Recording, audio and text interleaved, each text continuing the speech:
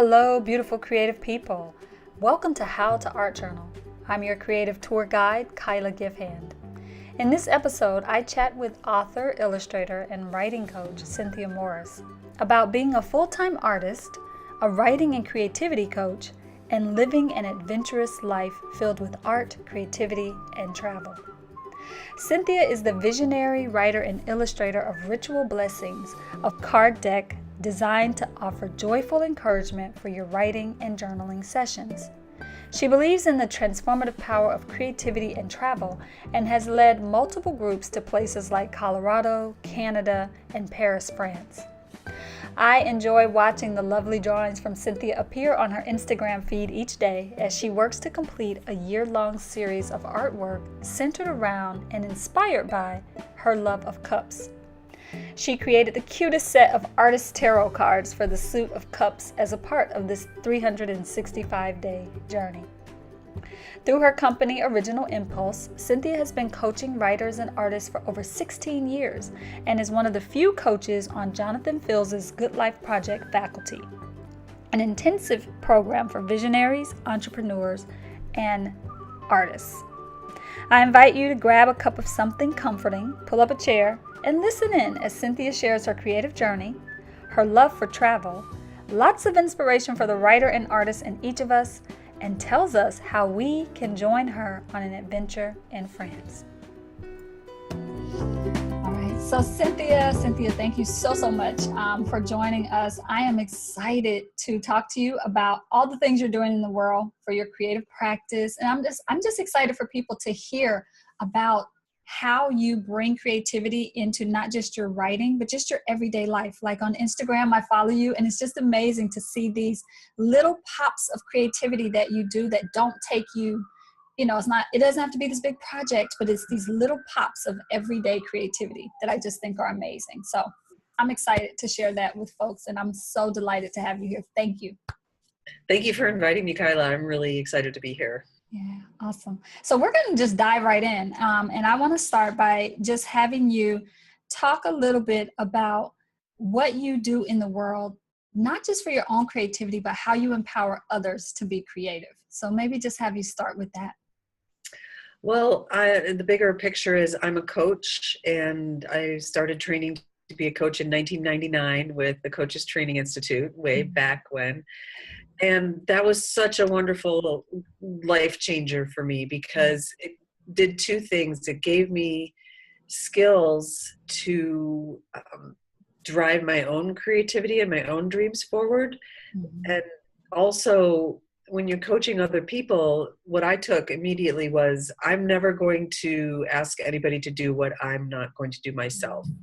So it kind of forced me to be in integrity and to do the things I wanted to do. So I blame the coaching for being, keeping me on track, giving me the tools I needed, giving me the integrity. But also, too, it took a long time to realize, this is the funny thing, I set out to be a coach. I thought, I want to be a writer. I'll become a coach. I'll get full-time income for part-time work, and I'll be able to write.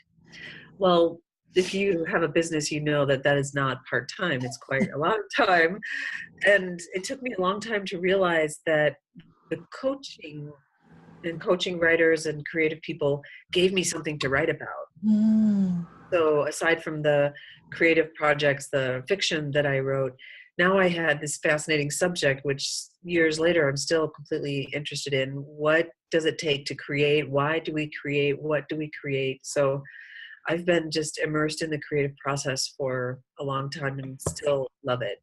Yes. Oh, I love that you found something that would drive you forward, but then also that you started to look at the work as a way to fuel the creativity. And I think I especially love hearing you say, how you don't ask others to do things you're not willing to do yourself in terms of like your creative practice and moving yourself forward. I think that's so important for the people we work with to see us doing the things we say they should be doing.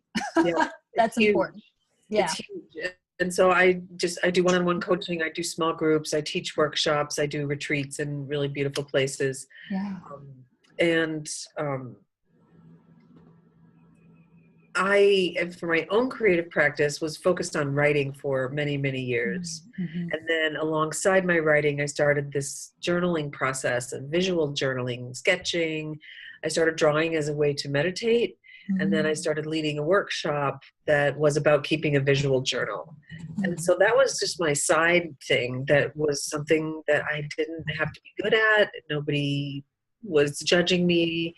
Once I published my novel in 2012, it's a historical novel, so I spent a lot of time in the past. And the journals, you know, like in the sepia toned past, everything's kind of brown and gray. And I love the color of the present moment. So my sketchbooks really were an homage to the moment. And I started, so around 2013, to really develop the more visual side of my art. And what I've been working on is, how do I bring the two together? How do I bring the writing together with the visual? And I'm still on that. That's still my creative edge. Yeah, yeah. But it's funny you say that's your creative edge, because in my mind, I immediately go to, well, the retreats that you do with people in Paris. So I definitely want you to talk about that and share what that's like, that experience of taking people outside of their everyday, taking them somewhere as beautiful as Paris, which I haven't been to yet, but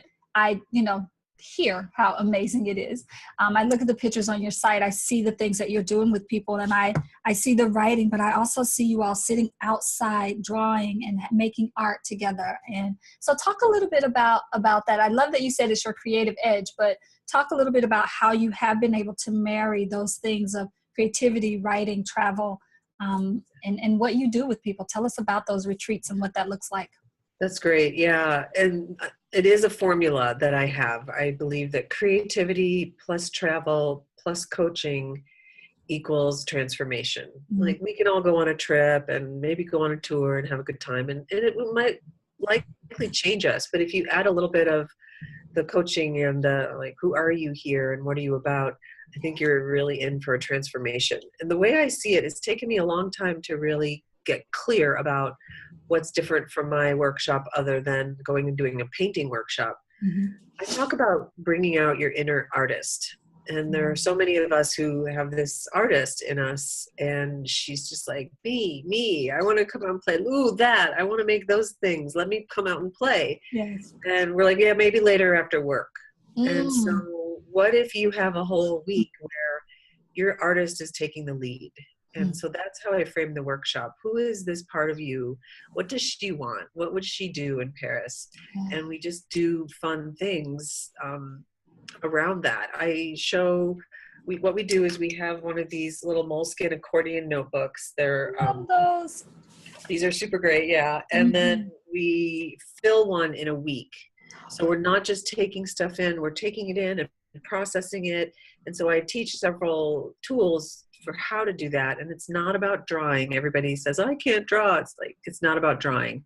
The workshops are called Capture the Wow. So it's really about what wows you and how do you capture that? And then at the end, we look at it and we're like, okay, here's a week of my wow and what has really moved me.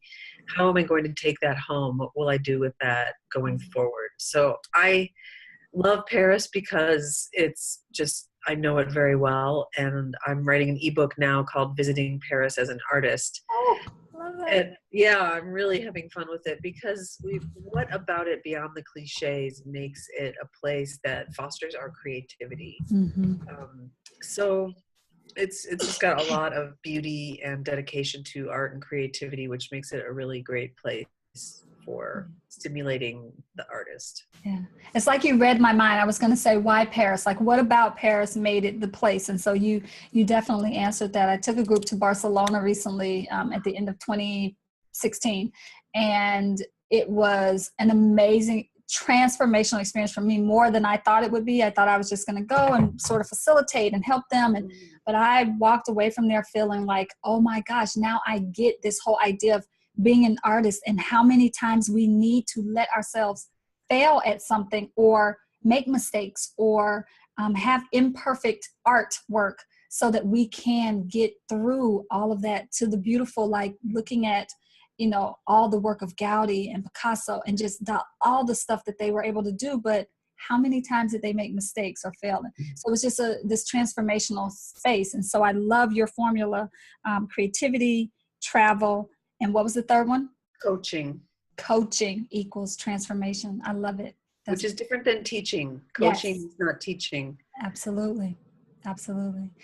So talk a little bit about, so when you get, well, before we move off of Paris, because people are going to say, well, Kyla, you didn't ask her this or that or this. How many people do you take when you go? It's a small group, so there are 10 of us. Okay. And how many times a year do you go? Just once. So the next one is, I usually do it in September. The next one is September 7th through the 12th. Okay. And I have an early registration discount that goes, that ends on April 1st. Okay. So we'll make sure the link is down below for folks to find that and get in on that if they're interested. So, thank you. Yeah, no, I now, and so it's filling quickly. Okay. So we'll make sure folks know. And for those of you that are watching, depending on when you're watching this video, we're talking September 2017. So make sure that you jump on it. We're not talking 2018. You don't have like April 2018 to think about it. You need to jump on it now. So we'll make sure that information is below. So how long have you been doing that trip to Paris? I started in 2005, and I started doing it down in the south of France and leading different workshops in Paris. There was a writer's workshop that I did, Women Writers of Paris, and this has been called many different things until I finally landed on Capture the Wow. Yeah. Since 2005, I've done, I think, 9 or 10 of them. Wow. That is awesome. I love it. Okay. So then do you offer these kind of in-person interactions with you in the US or do you only do it in Paris? I do. I teach in Boulder, Colorado at Two Hands Papery, and we do a 5-hour kind of a half-day Capture the Wow.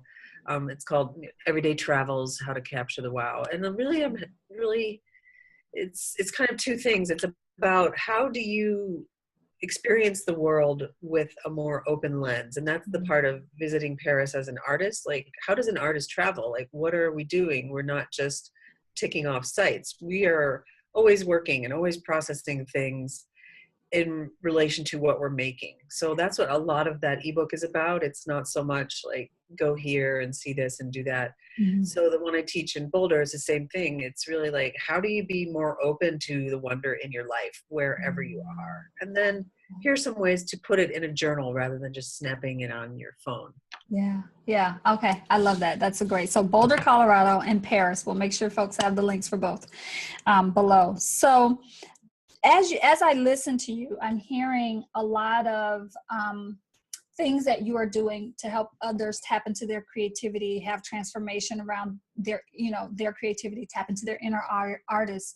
So I'd love to hear you talk a little bit about your personal practices. What are some of the things you do to help you tap into that inner artist and be in conversation with her? That's a great question. The main thing I think that's so important is making space and not booking myself all day, every day. So space is something that I think is a premium these days. And you could also say space/time, making that space for it. I finally have an artist studio that is dedicated just to my art making, which helps. But I'm a big notebook and journal geek. So I have my... I have a notebook like this. I'm a big Moleskine fan, and this is where I'm taking notes about projects I'm working on. I'm taking notes from classes I attend, meetings with my mastermind partners. So this is a big part of the process of formulating ideas, like writing out dreams, what I want to make, what do I want to do. And then I have it's more of a sketchbook. Mm-hmm. And this is one that I took on a trip to Barcelona and Berlin. This is Berlin, Paris, Barcelona. So this is me capturing the wow, drawing the things that are in front of me, and just taking notes on the fly, visually. So that's a big part of it, both the sketchbook and kind of like, I call it like kind of like the business notebook. Mm-hmm. Well, recently last year, I was like, just do it all in one. And I did it all in one and I kind of liked it, but I just generally have like 5 notebooks going at a time. Same here. 5 different things. Each one has its job and they do Yep. it, but then I'm carrying 7 notebooks around, which I guess that's fine. That's how I am. Yes. So, Yeah. and then I consume a lot of things that spark me. I read a lot of books. I'm reading 5 books at a time, at least, from the library. Mm-hmm. Listening to podcasts specifically about creativity and optimizing ourselves. And then having a physical practice is really important. I use the Fitbit to try to walk every day. That forces me out. Like I always say, I'm going out to walk the dog. I'm the dog. I need that. And then yoga. So yoga and the walks are a big part of the space. When I'm doing yoga, I always get ideas because nothing else is happening. And I just am there I'm the open channel. So those I would say are the main, and of course, when I say consuming, looking at other people on Instagram, which is great because it's not very long before I'm like, okay, people are making amazing stuff. Put down the phone, go make something. So that works really well to instigate my artist rather than I don't get stuck there forever. So I love Instagram too. Yeah, same here. It's like one of my favorite places to spend time, for better or for worse. And it does make me, after so many scrolls, I'm like, okay, you know what? Why are you looking? Get to the art table. Yeah. Yeah. So, one of the things speaking of Instagram, which is how I found you and how I came to kind of see the work that you were doing in the world. One of the things I noticed about you and that I really kind of admire about what you're doing is you have there's something every day that you're creating or sharing creatively.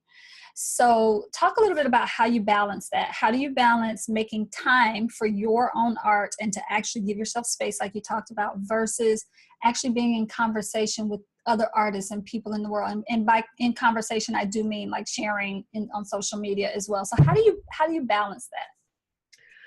I think that I make art every day, but I probably don't. I've noticed that recently my rhythm has been more like I get a lot more time on the weekends. So my weekends, I'll have a few things that I'm doing, but mostly it's being in the studio. Yeah. So I will make a bunch of art on the weekend and then scan it, and then it's ready to post. So for instance, during the work week, I just go get it from my Dropbox on my phone and put it on Instagram, and it looks like I'm making it every day, but I've got the next 3 days still of the series I'm doing. I'm doing a 365 series. Wow. So, and I'm just at 154. So yeah, talk a little bit about that. Talk about that giving yourself a challenge, that 365. And then maybe if you're willing to share, tell us what your 365 project is. Like, what are you doing? What is it? Yeah, that really helps. And when people come to me and say, how do I make time for my art? I always say, find a project. I work really well on a project basis. So I've done the 100 days thing successfully once. And then I noticed one day when I was teaching my Capture the Wow workshop, and I was talking about how I always draw cups. I drink a lot of coffee. I go to the cafes, and here's my cups. And I was kind of chiding myself. Cynthia, look up, draw the world. Why don't you stop drawing these cups? And something rang a bell in me. It was like, just embrace what you do. Don't fight it. So I don't know. I get really excited when I'm teaching. So I was like, I'm going to do a 365 cup series. And then immediately I'm starting. And then like that was around the summer. And so around Christmas time, I'm like, I don't know that I can keep doing this. I really run out of my usual tricks. I don't know what to do. And so I was really on the fence of letting myself off the hook. And I posted on Facebook, and blessed our Facebook friends who will give unsolicited advice. So they just started chiming in on, try this, do a collage, do a tarot series, do this, do that. And I was like, no, I have to be original. It has to be my idea. Like, nah. And so then I was like, wait, this is really good. could be fun. What if I did what they suggested and see what happens? So I did a collage, and then I did one just all in washi tape. Mm. Then somebody said, do the cup suit of the tarot. And I Mm-hmm. love the tarot. And Mm-hmm. so I thought, I'll try that. And within like a day, it was all downloaded. And Yeah. it was just like, and so I did the cup series, mapping the creative process from 1, which is the idea, all the way through 10, which is putting it out in the world and getting help. I loved it too. It's really, I called it the artist tarot. Yeah. And I did a washi tape border, so that's the cover, and then this is a little introductory, and then the little bit of description for each one. Yes. And And I think this is the thing that, because I had been following you before you started doing this, but I think something about that made me stop and say, wait, let me look at what is she doing? Whereas before I could just scroll through and kind of tap, oh, I love these cups. That's cute. That's awesome. But there was something about it. And I love seeing them now here like this, because they're much bigger than I thought they were. They're big. This Yeah. is this really great Italian paper that I love doing things like this for. And that's always something I often forget to put the size and the materials. But yeah, so they're, kind of the size of my head. But that's, you say something really cool, Kyla. Just when you do a series, when you make a body of work, it's much more magnetic than just a bunch of random things. Yeah. So that's part of what I'm trying to do. Now with the cup series, I'm playing with patterns. I really love pattern, and something I'd always wanted to be a pattern designer. Nice. And so I yes, the cups to play with, like drawing cups but in patterns. And so I'm really excited about developing a whole series of the patterns. Yeah. See, and okay, so what I kind of want to pull from all of this is, people listening, we've got all ranges of artists who listen to this and who are in community around art journaling and just finding motivation and finding that thing, that inspiration, the thing that keeps us going. And what I hear just listening to you is like, you gave yourself permission for it not to just be, I'm just going to draw a cup, right? It turned into, okay, I'll do a collage. Okay, I'll do something with washi. Okay, I'm going to do this series. And now I give myself permission to do cups with patterns and do a pattern of cups, right? So it's this constant evolution of what this project may have started out to be. I find that a lot of women I work with one-on-one who are really stuck in but this is what I said it was going to be when I started, so I have to stay in that. And I think it's so limiting to do that. So I love that you have given yourself permission to expand what this project is for you and what it's going to do. And that you found ways to bring in what you love, because you just said, I've always thought about doing patterns and surface design. And so now here I am incorporating it into this project. So I love it. I do too, because if you do 100 or 365, you are forced to change. I cannot do 365 of the same style. I was getting bored, and then my integrity kicks in and is like, what are you doing? Are you just like a performing monkey just cranking out the same thing? Why are you doing this? Don't you want to try and learn? So that I think is the benefit of doing a long-term challenge. Yeah. And the learning, I'm glad you just said that. Don't you want to learn? The learning, what you learn about yourself as an artist, your style, right? Because now when I scroll through my feed, I don't even have to see your name to know it's you. There's a style. You have a style, right? I can know that's Cynthia's. I know that, right? Whether it's a cup or not. You could draw something and it wouldn't be a cup, and I would know that was you, right? Because you've developed this style. And I think that can only come from repetition and doing something enough times that you start to figure out what you like and what you don't like, and what's you and what's not you. So I love that. I love that you're doing that. So you have this artist tarot that you've done. Will you do anything else with that? Like, is that where it ends? It began and end there. Will you do something more with that? What are you thinking? I don't know. I have another series, a body of work in mind. I have a couple bodies of work in mind, but when I was at the beginning of the year and I was just saying, what do you want to do? What do you want to make? And it really did come to me that cards are a big thing for me, and of all kinds. So card decks and greeting cards, little posters, inspirational things. So I'm not sure. I'm not sure if I'll do the whole series. Like to me, to do a tarot is so massive, and so. I mean, I think the suits would be easy. You know, I could come up with the wands. I could come up with the discs. I could come up with the swords. But then to do the major arcana, like that's where I'm going deep, and I've got to do a little more. So I'm not sure that I'm really ready or interested in that project. Yeah. So for those of you listening, Cynthia actually has already created a deck, and we're going to talk a little more about her deck towards the end, because it's going to be a little bit of an exclusive content for the folks taking the Pull Pen Paint course, which we'll put a link for you guys below about that. But before we go to decks and talking about your deck specifically, because I do want the folks here on YouTube to be able to at least hear a little bit about your deck, and then we'll do some sort of exclusive conversation for the folks in the class. But I think I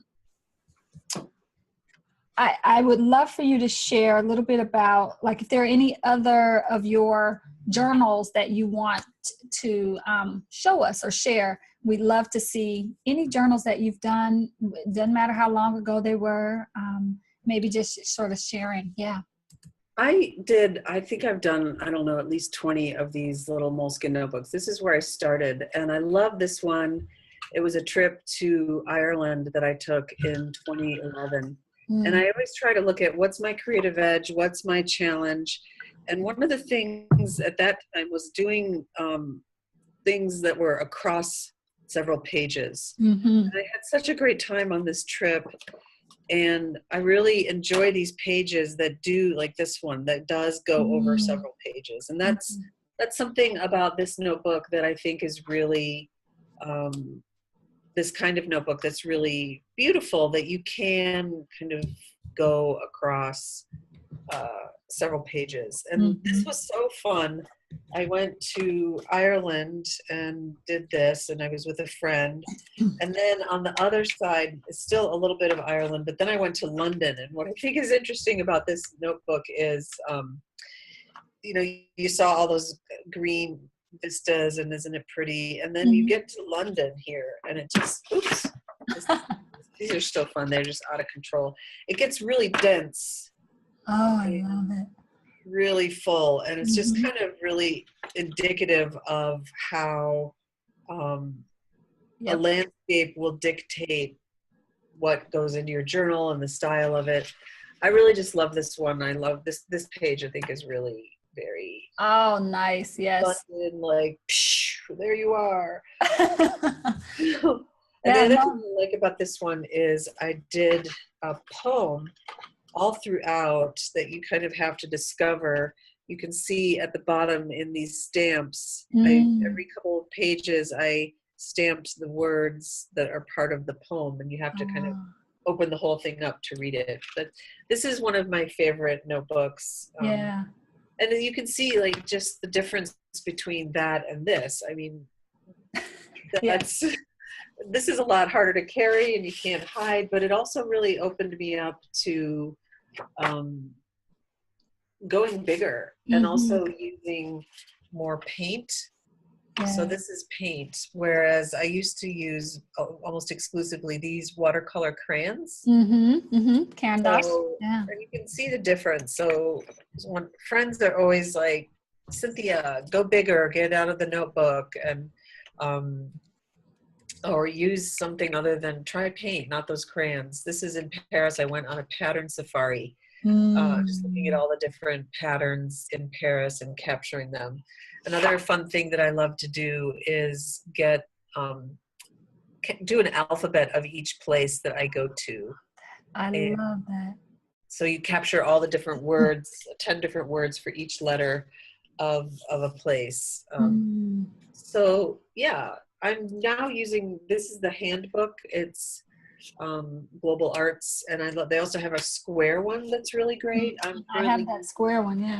Yeah, the square one's great. I'm currently using this size, which is Nice. more of a landscape. And this is just like playing with color, taking notes.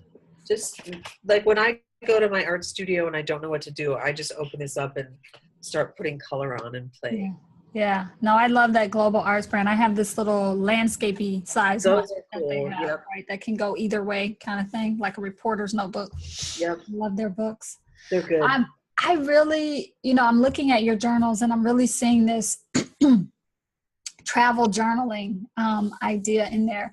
And I love how you've given yourself a space within to work that allows you, for instance, showing us that how it kind of folds out, but then also knowing that it folds back in and you can just work on 2 pages at once if you want, but that in the end, you're going to have this whole body of work that documents and archives your time in Barcelona or Spain or Ireland or wherever you were in those moments.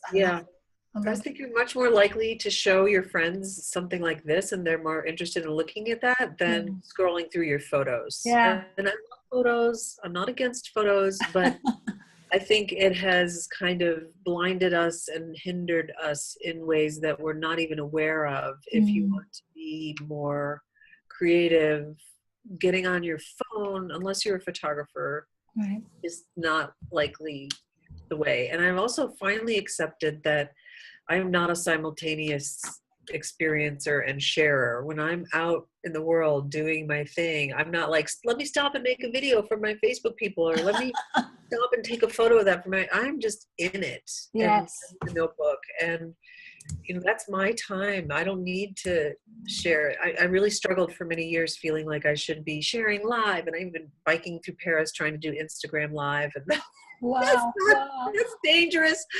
So I will take photos and things like that, and then later go and upload them. Yeah.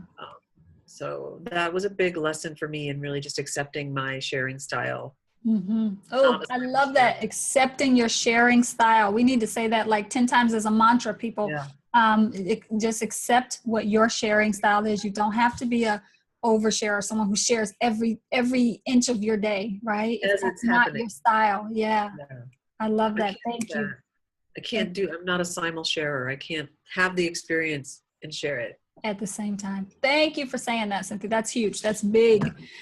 So you showed us the Moleskine, you showed us the Global Arts and the Caran d'Ache crayons. Any other supplies that are like your must-haves, always in my bag kind of things? I really like the Unipin pen. It's Mitsubishi Unipin, PIN. I get these when I'm in Europe. I just really like them. They're waterproof. And then I use the date stamp all the time, and it's just fun. And people, every time I show my notebook, people say, "Oh, look, the date stamp." So it's just this iconic thing. But that's it. I have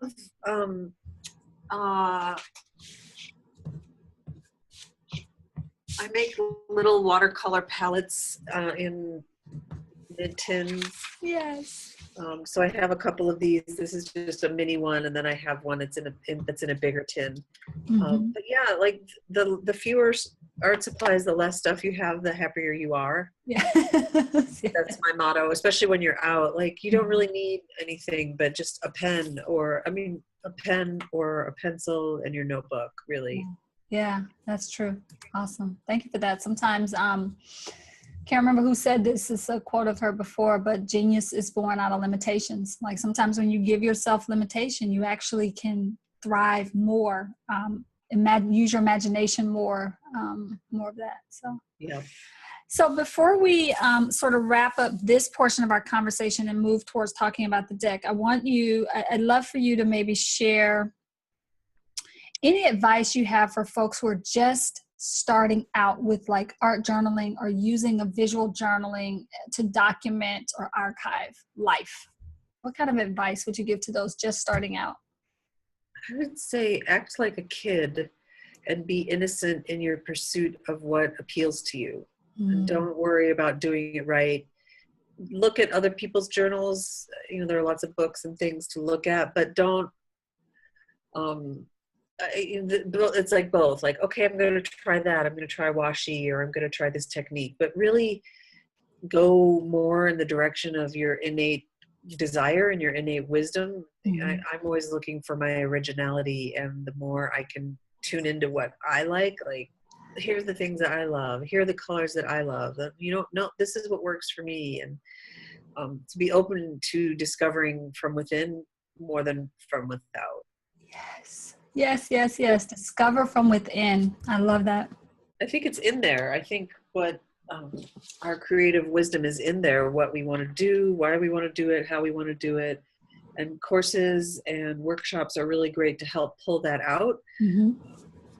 But use all the courses and workshops and books and things that we have access to as guides to bring out your own original impulse. Yeah. Oh, I love that, Original Impulse, because that is the name of Cynthia's website, originalimpulse.com. That's my company. Well, that's where it comes from. Like, how do we be our original self? How do we listen to that voice within?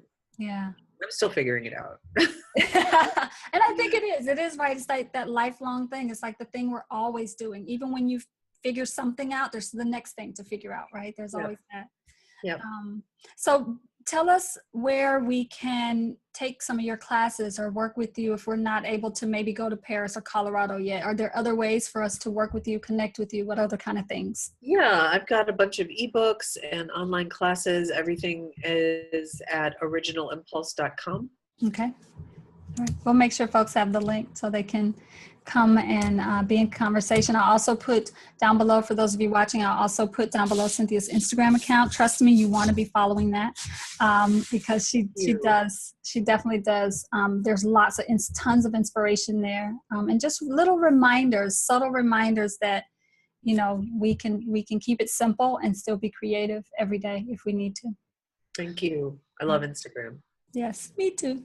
All right, so we're gonna, Cynthia and I are gonna keep talking. We're gonna go into our second part of this conversation, but for those of you here on YouTube who are watching, just keep in mind some of the stuff she shared here around your journaling, your practice, your creative journey.